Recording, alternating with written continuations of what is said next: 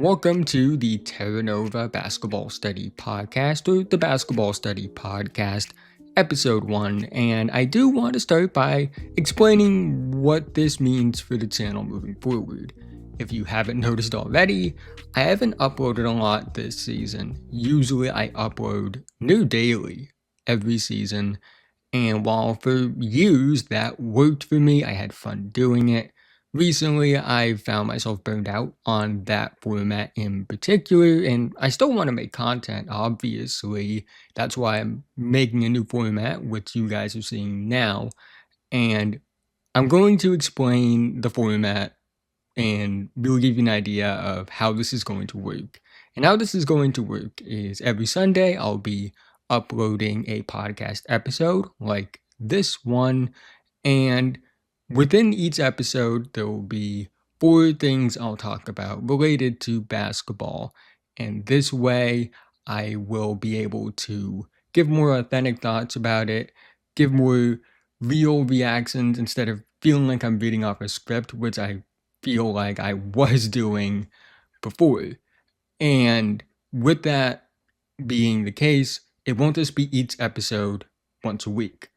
I'll also be uploading each section of the podcast over the course of the week as well. And these individual sections, when they're uploaded, will be more edited, more in depth, the usual graphics and the usual tape that I use in the videos you've seen on this channel, instead of the normal B-roll that you will see on the main episode. So that's how this is going to work. I feel like this is the best way for me to do what I want to do and how I want to structure things, instead of how I was doing it before, where I kind of got burnt out on it. But with that being said, in this episode, we'll be talking about Kevin Durant and why I love his game so much, Joel Embiid and how he'll be remembered, Zion Williamson and how he's been playing this season, as well as Scoot Henderson and talking about what I've seen from him in year 2. But if you haven't already, feel free to like, subscribe, and hit the notification bell. I'm notified whenever I release a video or podcast episode, better way to put it. If you enjoy basketball, I really think you'll enjoy my content, and doing all those things are the best way to let YouTube, but more importantly myself, know that you enjoy the content so I can make more of it in the future. But let's start with Kevin Durant, because Kevin Durant, if you don't know, is my favorite basketball player ever. And the reason for that is I've always been a fan of the game. I grew up in the Massachusetts, Boston area. I grew up watching those Big 3 Celtics teams with Pierce, Garnett, Allen, Rondo, all of those guys. And I've always been a fan. But what really started me becoming a super fan of the game outside of being a Celtics fan was Kevin Durant. This tall, lanky, skinny guy that really could do whatever he wanted on a basketball court, made it look so easy. And that really drew me fully into the game. And while it's not the main thing that set me on this path of making basketball content, it is probably something that lit a spark for it. And I know Kevin Durant is a polarizing player because there are people that love his game, there are people that are very critical of his game, and it's very evident based on whenever you bring him up on the internet. His move to Golden State was something that was heavily criticized. It made him a villain. Looking at the fact that he does have 2 Finals MVPs, but you could argue that he wasn't the best player on those teams. That's a factor. He's never been a true number 1 on a title team. And while that may not matter in the grand scheme of things, because this is a top 15 player ever, when you compare him to other top 15 players ever, it is a bit more highlighted because he doesn't have that true number 1 season that they do on title teams. He doesn't have a 2011 Dirk Nowitzki run. He doesn't have a 2022 Steph Curry run, or any of the runs that LeBron has had. Just to give you a few examples, Jokic, his run in 2023. Like, he doesn't have that. The best way I would describe it is he has 2 rings, and they're kind of viewed the same way that Jason Tatum's most recent ring is. Now, he played better than Tatum during those runs, but it is kind of viewed the same way. And I would probably say it's actually more criticized because of everything that preceded him joining Golden State. Regardless of that, though, they can never make me hate Kevin Durant.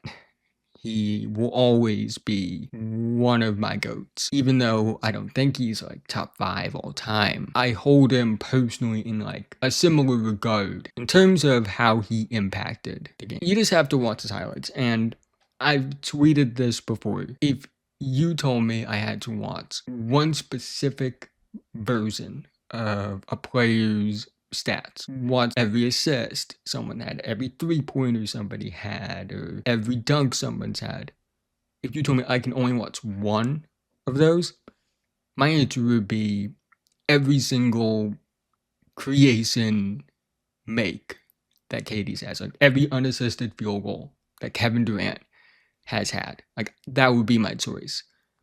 You know, just watching him play, it really makes me kind of throw away the advanced stats, like when I talk about him, because it's so effortless, it's so easy. And I know I'm not the only one that feels that way. There are multiple like actual NBA players that have way more credibility when it comes to talking about player skill than I do, that hold KD in such a high regard. And it does bring up an interesting question. I'll probably talk about that maybe in another episode. That might be a topic. But I do think a lot of it has to do with, you know, we look at the numbers and the narratives. They look at the fact that they have to guard this guy. And he makes it look so easy, and it completely contrasts the other team trying to defend this. He's somebody that, in many ways, I would say is close to a perfect profile. Not talking about accolades, not talking about the narratives, just talking about looking at the eye test and the numbers. Like, that profile is nearly perfect. He's always been efficient since 2012. He's never been below a 60 true shooting percentage, which is absurd considering the type of scorer he is. This is a guy with 4 scoring titles, and he won 3 of those before he even turned 24. Like, that's more than what Shaquille O'Neal had in his career. Like, that's more than Tracy McGrady in his career. That's more than Kobe Bryant in his career. And that's like their entire careers, like Hall of Fame careers, and KD has more of them at 23. Like, that's the kind of scorer KD was. That's how great of a start to his career he had. And I just look at him, and part of me does get like, yes, like him going to Golden State. Yes, some of the playoff numbers do drop a bit. But I don't think it's a takeaway from just how ridiculous this is. Since 2013, he's never shot below 50% from the field. And I know field goal percentage isn't the perfect measure. You usually look at all measures of efficiency to come to a conclusion about something. But for somebody, again, that is an elite scorer, I would say he's one of the 5 best scorers ever in terms of skill, in terms of production, in terms of efficiency. He's like easily tier 1. You know, the one thing you can look at is he doesn't have like that big scoring game. His career high isn't what you would expect it to be. You look at like his career numbers, it's like, oh, he probably had like a 60 plus, maybe 70 plus point game. His career high is actually only 55, which is good, like really good. Like, there are a lot of NBA players that don't reach 55 points in a game. Like, that's nothing to scoff at, but like, this is Kevin Durant. This is a 4-time scoring champ. This is an MVP, finals MVP, somebody that had 30,000 career points, you know, and he hasn't hit that mark. Like, that's like the one thing. But like, if that's like the one thing, it's like, oh, you can score more than 55 points. And the reason for that is because you care about your efficiency. That's more of a personal gripe than actual thing. Like, yeah, it probably matters when you compare him to like the other tier one scorers, but it doesn't matter then in terms of like overall. Like, he is one of the greats in terms of his scoring, and the advanced numbers are incredible. He's consistently high 90s in estimated wins. He's consistently in the mid to high 90s in estimated box score plus minus, which is a measure of like, your BPM per 100 possessions. It's not a perfect measure, but when you combine it with like his efficiency and his production, it does paint the picture that he's year in and year out one of the 10 best players. And honestly, before the Achilles injury, consistently one of the top 5. And I would actually argue his Brooklyn years, he was still top 5. But even with that, I still think, like, despite the fact his impact numbers are elite, like his efficiency and production numbers are elite, the tape is still the most impressive thing. He's kind of that trendsetter. He's listed at 6'9", he's 6'11". Like, just watching him play, he's 6'11", with a handle for most of his career that doesn't make sense. Like, his ability to attack off the dribble, the ability to counter off instinct the way he did earlier and in his prime, like, that was special. And the fact that, like, it didn't look hard. Like, we see guys, and it does look a bit hard, even though they are, like, elite creators. Like, Jason Tatum is a great example of that. And Anthony Edwards is a great example of that. They're special creators, but it does look like they put a lot of effort into it. KD, it just looks so effortless. And even though we had this elite handle and he would pull out dribble combos, what made him so special was he only needed 2 to 3 dribbles to get whatever he wanted. Because of his height, because of his stride length, because of the advantage he had over defenders. Like, he only needed like a handful of dribbles. No pun intended. But, that is really why he's also been able to, like, have this longevity. He's really underrated. Like, he's 36, turning 37 this year, and he's still averaging like close to 27 points, putting him at 64 true shooting percentage. But, there has been a dip in his handle. I have noticed that. And, like, he doesn't have it quite on this man. Like, he does lose the ball more. But he's still an elite player because of the fact that he doesn't need to over dribble to get what he wants. And that's what all elite creators do. It's the fact that they can dribble like 7+ times and get their own shot. But for the most part, they only need 2-3 dribbles and they can get anything they want. And that's Kevin Durant in a nutshell. He can get whatever he wants in a little amount of movement. And that's why I think he'll play as long as he wants to.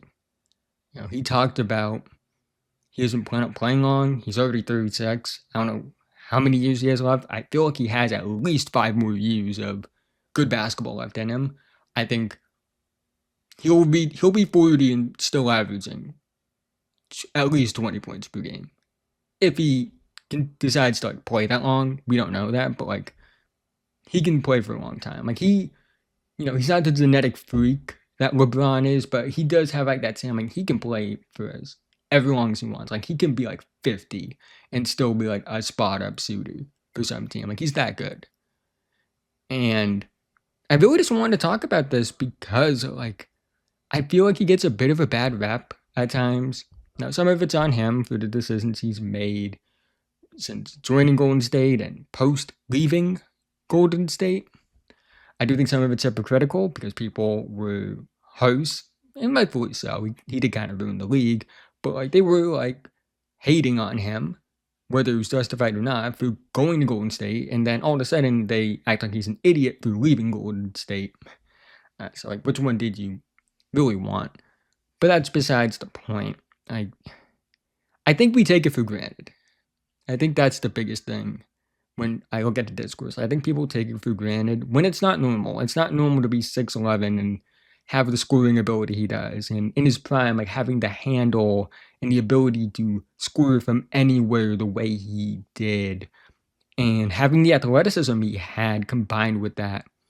And then even later on in his career, it doesn't make sense that like he can lose the handle the way he has and still be one of the 5 best scorers in terms of like pure ability in the league.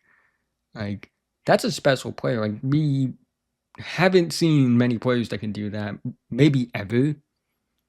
And I think his impact is also underrated historically. Like I know like well, let me start with this. Like I understand guys like Dirk and KG kind of like were the first of those versatile 4 men. And I know KD like for most of his career is a 3. But like he was like the one that really set the trend off of like having the handle at that height. Like he's really what set what I consider like it's no longer you have a good handle for your height, you just have a good handle. Like that's what the standard has become. And he's a big reason for that. There are he's a lot of players' favorite player for good reason. And I don't want that to get lost in the narratives about him. Like you can criticize like the fact that like he's never been a true number 1 on a team that won a title. You can criticize the fact that he probably took the easy way out going to Golden State. But you can't take away from the fact that this is one of the best we've ever seen. You can't take away from the fact about how beautiful his game is. And you can't take away the fact that this profile is one of the best. Like, not talking about accolades again, but it's talking about like his advanced numbers, his production numbers, the efficiency numbers, and the tape. Like he passes both the eye test and the numbers test with flying colors. But I want to move on to the next topic, talking about one MVP with multiple scoring titles to another MVP with a scoring title, Joel Embiid. Now this one, it's more about what is the conversation with Joel Embiid, like historically. Embiid was a guy like entered the NBA. I think people forget because like Wiggins had like the mixtapes and all that. Before the foot injury, Embiid was going to be the number 1 pick. Like he was the best prospect on that Kansas team, and I've gone back and I watched the tape, and part of it is I think Wiggins, because like people had like this hype and narratives what he was in high school. People forget like his college tape like. He had upside. I think he had a lot of upside, obviously, but like it's not as clean as you would think it is. Like, like he went number 1, but like you could have argued like a few guys ahead of him. And Embiid was one of those players I thought was a better prospect when you watch them like play the same game. Has the foot injuries, comes into the league, averages 20 points per game. After 2 years, he misses with injury. Like his first season, only plays 31 games, but 20 points per game. 8 rebounds per game, over 2 blocks per game, close to 3, in 25 minutes per game. And we saw his ability to stretch the floor, the footwork that got him compared to Hakeem Olajuwon. And you saw like, oh, this could be the guy. And then year 2, All-Star, All-NBA second team. Year 3, finishes top 10 in MVP voting, All-NBA second team. Year 4, All-Star once again. Year 5, finishes second in MVP voting, averages close to 29 points per game, 11 rebounds, All-NBA second team. And then the year after that, leads the league in scoring at nearly 31 points per game, second in MVP voting, All-NBA second team. And then in the year after that, averages over 33 points per game, wins MVP, All-NBA first team, obviously. I think he probably would have won MVP if he played the full season at the rate he was the year after his MVP season, because he was averaging 34.7 points per game in 33.6 minutes per game. It was also like his best like passing season. He was seeing the floor really well. He was averaging close to 3 stocks per game. It was just like it was on pace to be like an all-time season. And, that's not to say that, he didn't have all-time great seasons. He had back-to-back 30-point per game seasons like before 2024, and he's like the first center since like Bob McAdoo and Kareem. Oh my god, I can't speak. Kareem Eliza, not Kareem Eliza. Oh my god, Kareem Abdul-Jabbar that averaged over 30 points a game as a big man. Like Hakeem didn't do that. David Robinson didn't do that. Shaquille O'Neal didn't even do that. Embiid did. Like, and that can't be taken away from him. But I also think there's another side to it, like the way he draws fouls. Like, it's common. Like high-level scorers draw fouls unless you're Steph Curry. It happens. Like Jordan did it. Kobe did it. Harden did it. Giannis does it now. SGA does it now. Luka does it. Like there are a bunch of examples. But like I do understand. Like this is something that also kind of annoyed me watching him was he does flop a lot for somebody that's 7 feet tall and like 280 pounds. That has to be factored in. Like I get it. It's how the game's called. You can't blame him for taking advantage of what's in front of him on the court. Please don't take that out of context, because the refs are going to call it to get back on track. I think that you can be mad at him for it, but like you should be more mad at the refs. He does hold the NBA record for career free throw makes per game. That fits in with the jokes. But I always said, like, and this is true with everyone that draws a lot of fouls, what annoys me the most about like the foul baiting and things like that is not that they do it. It's the fact that it does take away from like what makes him special. And Embiid was and still is to an extent a special player.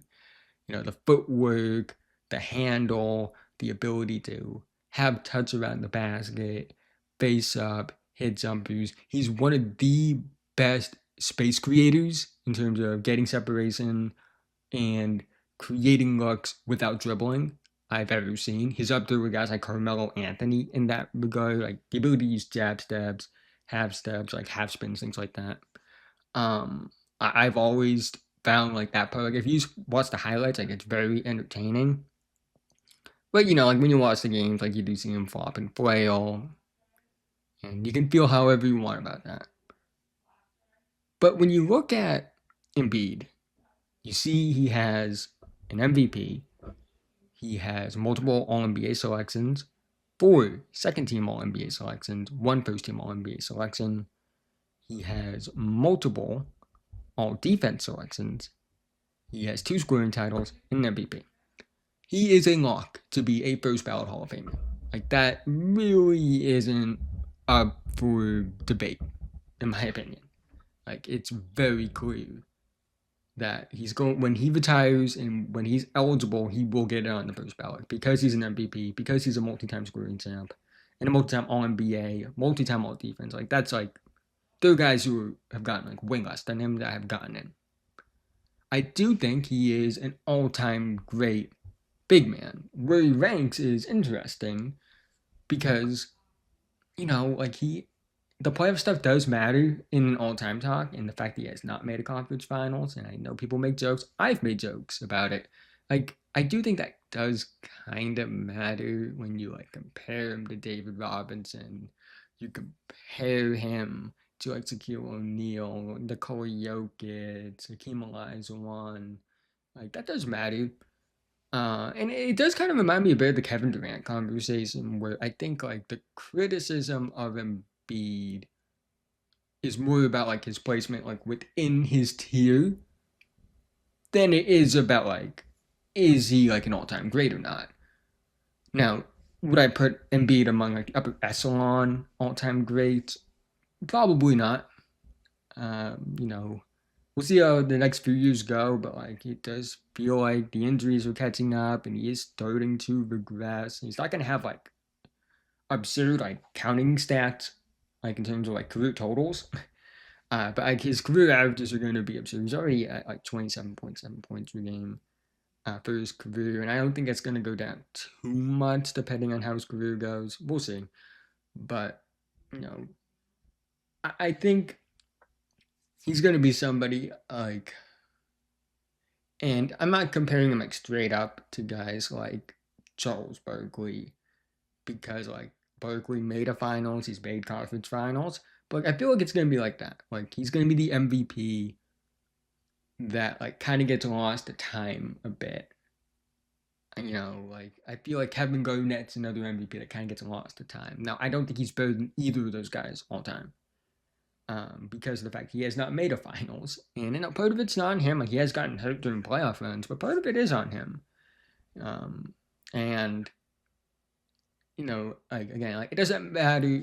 Well, it kind of does, but like for the most part, like when you ask, like, is he like a Hall of Fame or a first ballot guy?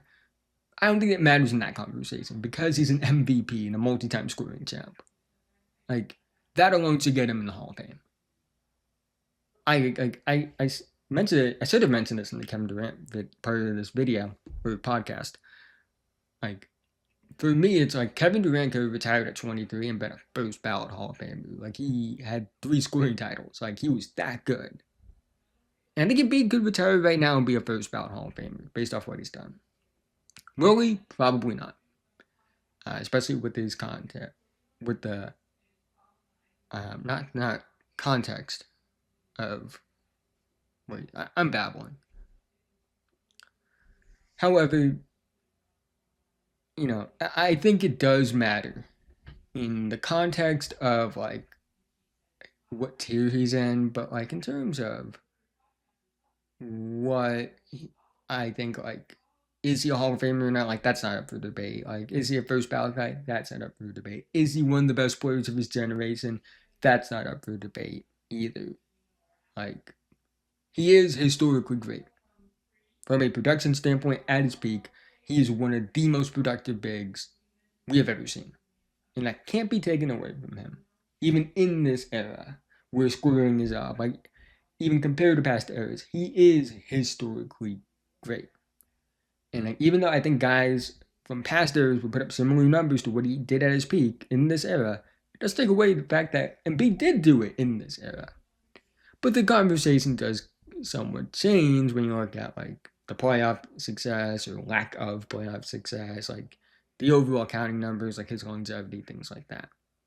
The best way I would describe Embiid is he's an all-time great talent that underachieved. Like a diet version of like Shaquille O'Neal's career, where like obviously Shaq has like the rings, the Finals MVPs, but you always felt like there could be more if he was able to stay healthy. No, Embiid is like that without the ring, or rings and Finals MVPs, or conference Finals appearances. But that's besides the point. Like it does like give out that similar vibe. But it's like he was a great player, obviously, but like there should have been more. Like you should have accomplished more. And we bring up like how it is disappointing because we should have gotten more. And that is, you know, a criticism of him, but it's also a compliment in a way because it speaks to how good he is. Because if you just look at his career, it's a great career. But because of how great he showed he could be, the expectations are higher.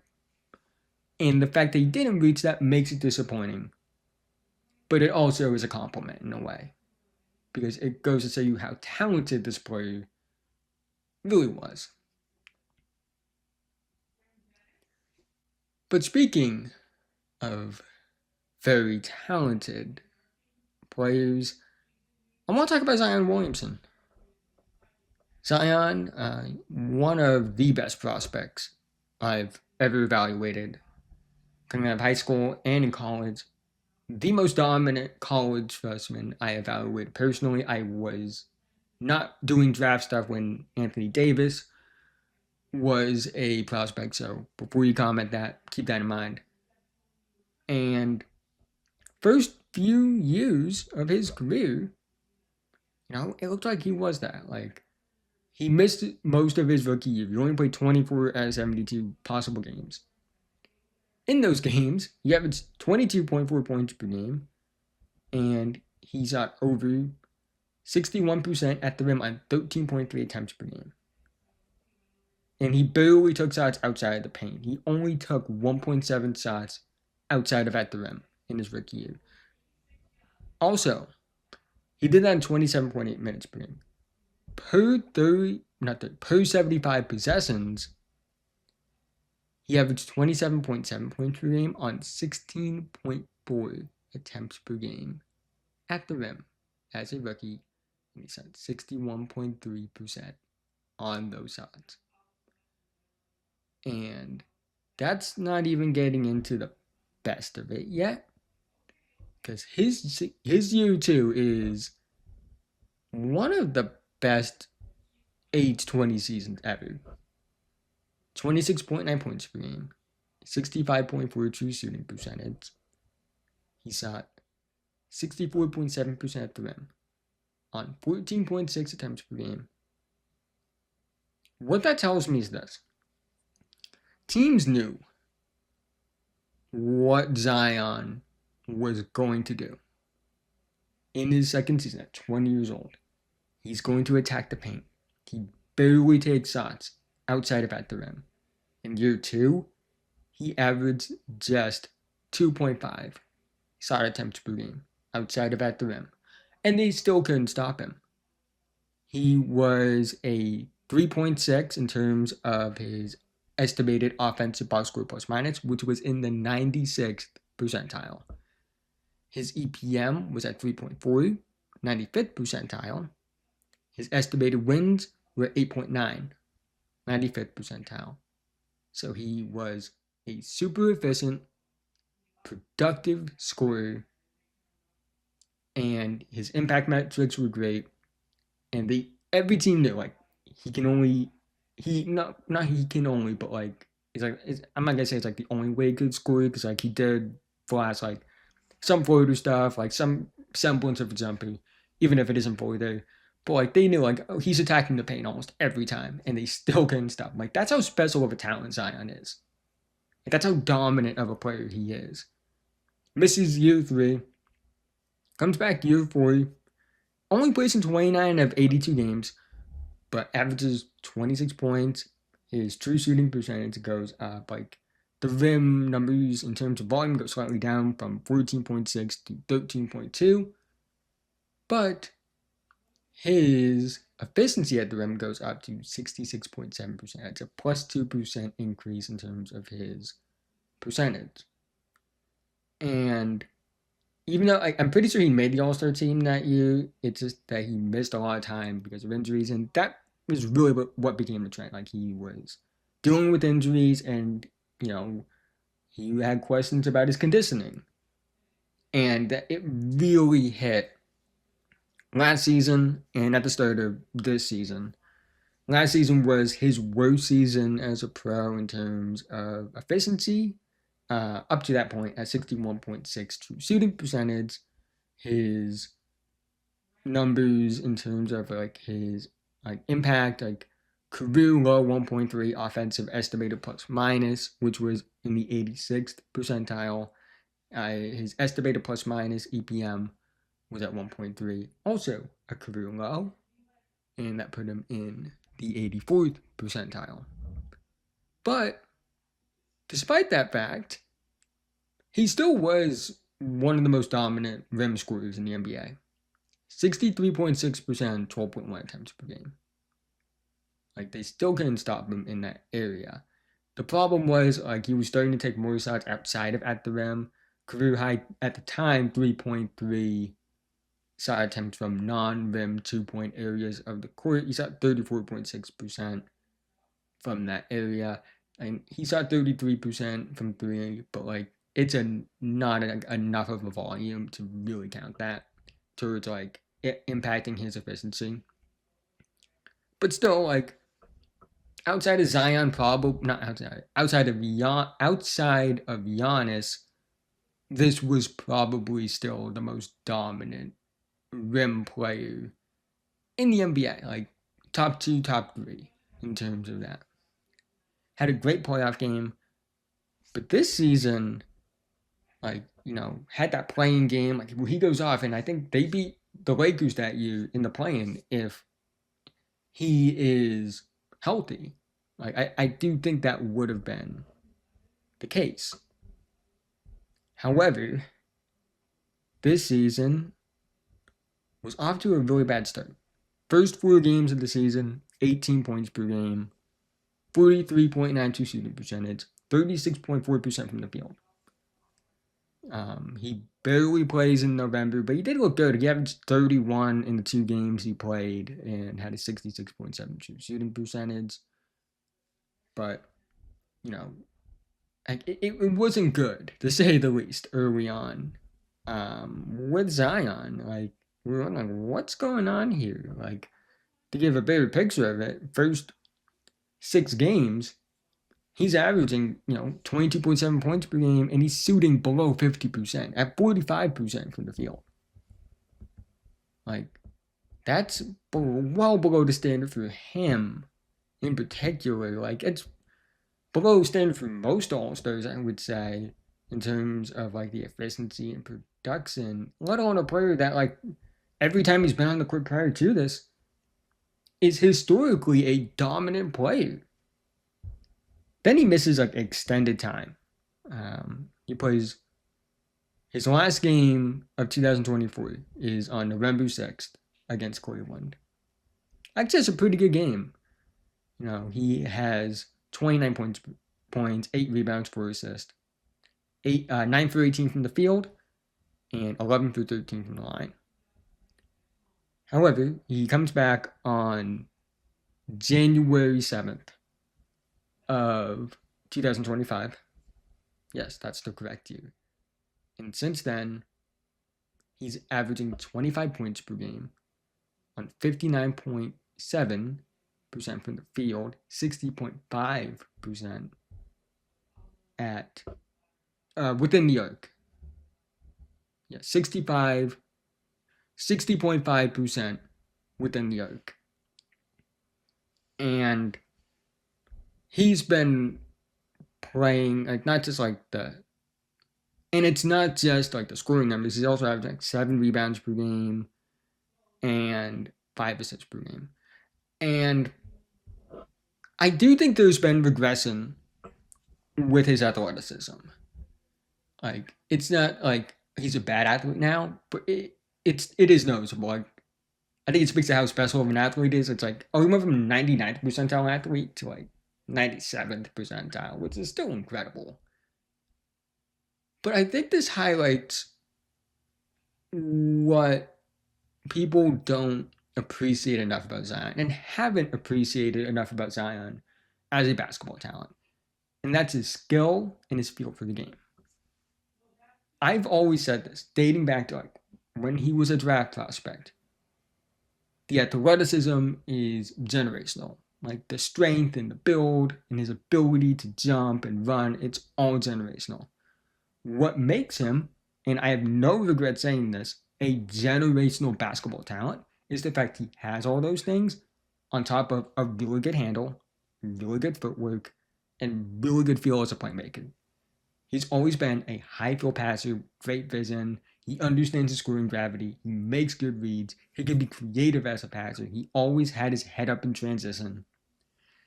And again, the handle was always really good. He had footwork in the post. And I think that is being shown the most. They have him running point guard a decent amount. He's the primary playmaker for the Pelicans. And I think the fact that he isn't quite the athlete he was, even a small step back as an athlete, that is enough for people to finally realize he's really skilled and he's a really smart player. And I think that's what's made him last. If he was just athleticism, he'd be out of the league by now. That's just the truth of it. It's the fact that he is really smart. It's the fact that he is really skilled. That's what's kept him in the league. And even if the athleticism has dipped, the strength will never dip. He's always going to be arguably the strongest player in the NBA. And when you combine like strength that like can outmuscle basically everyone with legit skill and legit feel, that can still make for an impact player. He has a 3.2 offensive box score plus minus this year, which is in the 96th percentile. And that's on a team that's one of the worst in the NBA. His EPM is in the 95th percentile. Again, on the one of the worst teams in the NBA. Like, I know like those numbers, like they need context, but when the context is he's really productive, relatively efficient for his standards, and his team's really bad, despite the fact that his impact numbers are really good, like 95 plus percentile good. That speaks to like how good he's been. And you know, nearly 25 points per game, 7 rebounds per game, and 5 assists per game. And that's with the context of him being like objectively awful for his standards at the start of the season. And, you know, we'll see how it goes from here. Like, he's always had moments of greatness. Because, again, he's a generational talent. He's truly one of the special talents we've seen in recent memory enter the NBA. And he always will show dominant moments because he's just that good. But I do hope like we're finally getting on track. We're finally, you know, seeing a guy that takes his conditioning more seriously because he looks like he's in the best shape of his life right now. Like just watching him play. And yes, I did submit myself to Pelicans games to watch him play because I think he's that special and worth watching. But he does look like he's like in shape. You know, he is still incredibly explosive and still like even though like I think like prior to like entering the NBA he was the best athlete in the NBA. Now I think he's like close to like the back half of the top 10. Part of that is guys that have entered the league. Part of that is his own regression, even if it isn't major. But I can't give up on him. I don't think I'll ever be able to give up on him. Like I understand like the concerns about his conditioning, concerns about you know the injuries. But I can't quit a talent like this. I can't quit a talent that puts up numbers that are historically great whenever he steps on a court. Somebody that the scouting report is clear. He attacks the paint almost all the time. That's his main source of offense, and nobody can do anything about it. I can't give up on a player like that, especially when it's only 24 years old, even with the injuries, even with the conditioning problems. I can't quit that.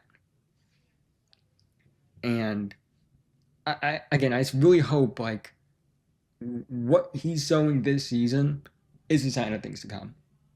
Because I think like if he never dealt with injuries and he was able to keep his conditioning in check, at this point, without like those two factors, he would be one of the 3 best players in the world right now. Like, I truly think he'd be that special. But you know, game reps are important for long-term development, and he just hasn't quite gotten that consistently. And he's still an incredible player. Like I would still argue like he's a top 25 or 30 player in the league. And I hope he can keep it up because like if he can keep it up, and continue to stay in shape and get himself healthier and play a long time moving forward, get back to the 70 games he played last season. I make that a consistent thing. I think like he's gonna be a top 10 guy. Like he's a top 10. I would argue top 5 like pure talent. But like the injuries and the conditioning and the availability, like that matters. But if he's available, if he's in shape, there aren't 10 players in the world better than Zion Williamson. But I do want to end this by talking about a guy that has been a major talking point on this channel since he was a draft prospect. And that is Scoot Henderson. Now, admittedly, I was rather high on Scoot entering the NBA. He has the highest point guard, pure point. I evaluated Luka as a 2 guard at the time, but like, it's talking like if I evaluate as a point guard, like Scoot is one for me. That could be subject to change in the future. We'll see. But regardless, one of the 5 to 8 best prospects I've evaluated since 2016. He was special. With G League Ignite, like his feel, the athleticism, just how beyond his years he was for his age. I had him as a clear-cut number 2 pick going into that draft. I thought he should have been the number 2 pick. And then his rookie year happened. And, simply put, he was bad, like really bad. Negative 2.8 offensive box score plus minus, negative 2.4 defensive box score plus minus, negative 5.2 estimated plus minus, negative 2.7 estimated wins, had a 48.5 true shooting percentage, averaged 14 points, but historically bad efficiency. He was in the second percentile for turnovers. He shot just 45.1% at the rim, which really shocked me because of how athletic he was and how skilled he was entering the league. And, it wasn't the best, to say the least. Like historically bad. If you compare his rookie profile to a lot of other players, it's not that good. Like, it doesn't look good for his future. Like, that's like Dennis Smith Jr. levels of bad in his rookie year. That's like Emmanuel Mudiay levels of bad in his rookie year.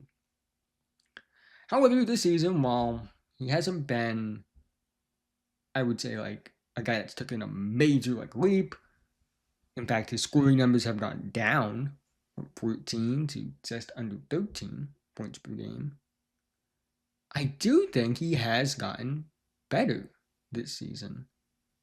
A big reason for why he, isn't averaging as many points per game is like his minutes have gone down from 28.5 to 26.7.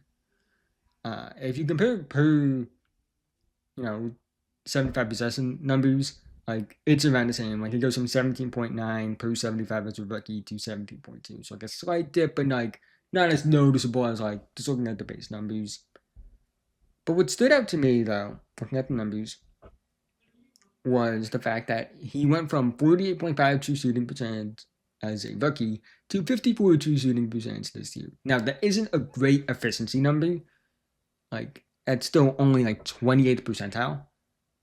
But it is a lot more encouraging than 48.5. Anything under 53, even for a rookie, is concerning. So the fact that he has become way more efficient, I would say, in terms of overall efficiency, is a positive. Again, he's in 53.3% at the rim this season. Again, that's only in the 9th percentile, but that is a legitimate improvement from 45.1%. And, if you told me, like, if he was playing, like, real starters minutes, and he was putting up this kind of efficiency, and let's say, we saw minutes increase to, like, 31 minutes per game, he would probably be averaging, like, 15 and 6 assists on, like, 54 shooting percentage, which still wouldn't be good, but, like, when you combine that with the fact that, like, even though he's still getting negative in terms of, like, offensive box score plus minus, defensive box score plus minus, and EPM, like, it isn't, like, the historically bad that it was, like, his first season. Like, it's just, like, normal bad now. And also, like, he has positive estimated wins this year. He went from negative 2.7 as a rookie to 1.2 this season. But I think, like, when you combine, like, his efficiency going up with the fact that, like, the production going down speaks more to his minutes than, like, anything else, and the fact that Chauncey Billups, like, has a tight leash on him, and I think, like, it's kind of detrimental to his development, but at the same time, I also look at him, and I'm like, okay, even though, like, the minutes have been inconsistent. Like, he doesn't start all the time. Like, he doesn't know, like, what he can and can't do, like, because of the leash that Billups has on him. he's still producing. Like he'll have stretches like last season as a rookie where it's like if he had a bad game, like it would affect him for a long time.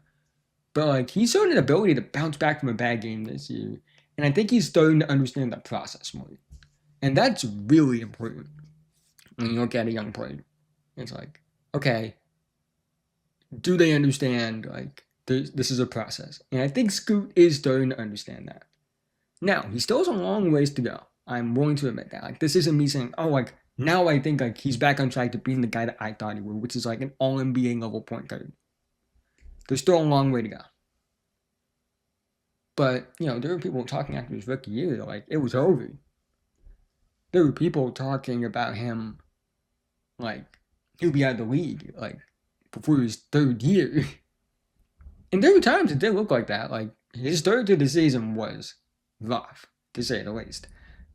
But I think we can pump the brakes on, he's gonna be playing overseas. Like next year. Like we can pump the brakes on that. I think he's done enough this season for me to believe he can still be a great player. There's still a lot of work that needs to be done. I think the rim processing needs to be better. Like he still is learning about like how he's going to be officiated and how he has to handle contact because of how physical of a player he is. Kind of similar to Anthony Edwards. It took Ant a few years to figure that out. I'm not saying Scoot is Ant, but like it does remind me of that. Like Ant took a while to figure like, oh, like this is how it's going to be. But his 3-point shooting is way ahead of schedule. He's shooting 36.1% on 4.4 attempts per game from three. That's what I predicted for him at his like prime, and he's already at that in year two. I like his shooting mechanics. I like the fact that like he's way more deliberate on tape. He doesn't. It's not like he forces the issue and takes a bunch of bad shots, but he doesn't hesitate as much on tape. That's what I've noticed, and I think that's key for his development long term. And also, again, like I mentioned earlier, the fact that he doesn't hesitate, I think that is so key for what he is as a player and how he's going to develop. The fact that he's not letting like not the most ideal situation in the world affect like his ability to bounce back from things. And he's gonna have stretches where he has bad games. He's gonna have hot streaks. He's gonna have his ups and downs. All young players go through that. But I feel like it took him his entire rookie year to figure out that's how this worked. And this season, I think he's starting to put it together. It's like, okay, like there are gonna be bad nights. There are gonna be nights where the shot isn't falling the way it is, or the officiating isn't going to go the way that I think it should. And I think that if you're Portland, you should be very encouraged by that. Now, I still believe like it's too early to give up on my evaluation of him because like he still does have like special athletic traits. His bursting quickness is up there, like top 3 to 5 in the league. I think his strength is among the best for point guards in the league. I think his explosiveness as a vertical athlete is among the best in the league. He's starting to figure it out. He still has a long ways to go, but it's a process with point guards. It really is. It takes a few years for these guys. And I'm not saying everyone's going to be Darius Garland or De'Aaron Fox, where it did take them a few years to figure it out. But I wouldn't be shocked if Scoot's like that either. He was like 19 as a rookie. He's only 21 right now, like just turned 21. And like he's made real growth in terms of his efficiency. I think he's made real growth in terms of his processing. And I still think like that all-star all-NBA guy, like that's in the cards. I would say now, like the one thing I would change is like it's more likely he's like all-star good at his best than all-NBA good at his best. But like that's a small distinction. Like you can still be all-star good and make all-NBA teams in the right situation. And I like what Portland's building. Like I think Sharp is a really fun young player. I like Klingon a lot. Their team, I really hope like jumps in the lottery to get Cooper Flag. Like I think Cooper Flag would be perfect for that team. And I think with Scoot, a lot of it was like they just traded Damian Lillard. Scoot was like the number 2 guy. Like for a long time it's Wemby 1, Scoot 2, everyone else.